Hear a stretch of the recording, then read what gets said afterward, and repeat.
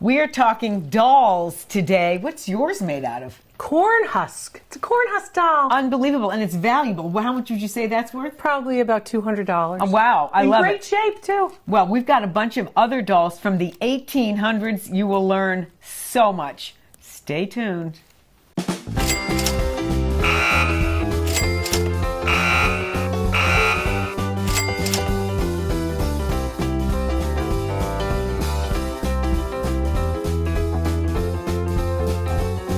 Value This with Dr. Lori. I've got a little tiny doll's dress here because isn't this cute? Because today we're talking dolls, the really old ones. You took this off a doll to reveal what? I took that off this doll because that's from the 1930s and the doll is from the 1800s. Wow. That's why I wanted you to see, up close and personal, expose over here. Okay, dolls, hugely collectible. Hugely collectible. You know what?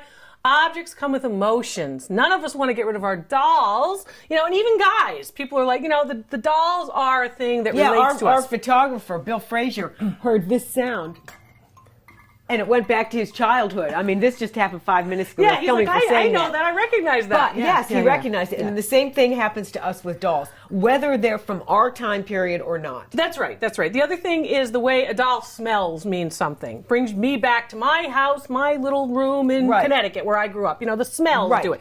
Anyway, this particular doll is a great example. It's not bad to do this. This particular piece is protecting the doll. It's fine and it's good and it's great. Can you put it in the washing machine? No. We're going to hand wash this with something like Woolite. Okay? Oh, okay. Something that's very, very pure, or ivory soap, right? How would I know that this doll was as old as this doll is? Okay, here are some of the things. First of all, the head. The heads of these dolls are actually made in the same way that a piece of china, a china plate, is made at the same time. Sometimes they're made in the same factories. The other way you're going to be able to tell is usually from a mark on a doll on the back of the neck. Okay, back of the neck or back of what's called the shoulder blades, the chicken bones kind of thing, okay? There's that. The other thing about these dolls, and you've got to pick up the skirt and you got to go looking around, you've got, again, these leather areas, and you even have pieces that are literally cut out to expose what would be an elbow. A joint, okay? So it looks more natural. Look how long the arms are even bent. That tells you that it's 19th century. Reticulated or cut out toes and fingers. The attention to detail on a 19th century doll is beautiful. They're really trying to make it look like a human. Hand-painted eyebrows and eyelashes and lips and glass eyes. Glass eyes. How valuable is this? This doll is probably somewhere around $600. Wow. Very nice. In this condition, because we don't have chips, we don't have cracks. We do have the original mohair wig, but it's not in good shape. What is the hair made of? Human hair.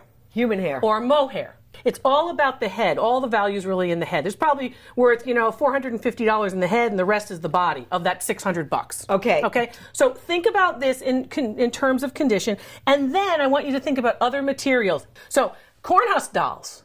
Dolls that are made usually from the Civil War period of corn husk, or also of walnut heads. So they're called nut dolls. Now, they can't still be around from the Civil War. Yes, they can. The corn husks last that long? Oh, yes. I've appraised corn husk dolls in great condition from the Civil War, 1865 to 1870. What are they worth? Those are worth $1,200 a piece. They're very, very fragile, and of course, corn husks will deteriorate over time. What you want to do with your china cabinets, for example, she has them on display in a beautiful curio side corner cabinet.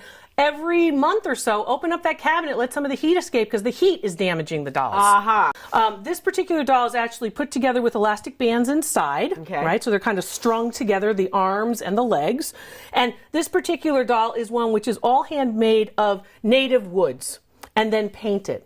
That's about a $2,000 doll. Wow, even though the nose is gone? Right, even without a nose. Really? Truly. Very, very valuable and very rare because it's made of a material that you don't usually see. It's all handmade, and it's an original one. The other thing you want to think about is some of these are called Sunday dolls. That means in the 1800s, on Sunday was the only time that you as a little girl got to play with these.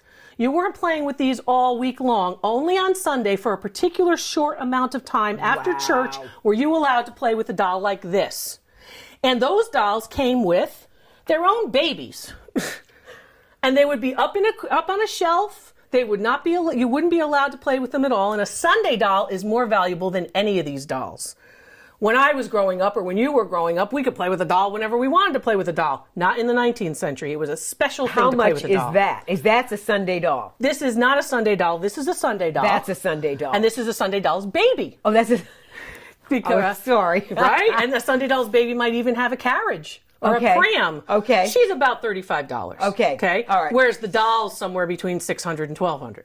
I love it. Yeah, There's it's so wonderful. much to talk about with dolls, and you've got a ton of information on your website. At drloriv.com. Okay. Under tips. Okay, great, because so much to learn about that. In fact, so much to learn about dolls.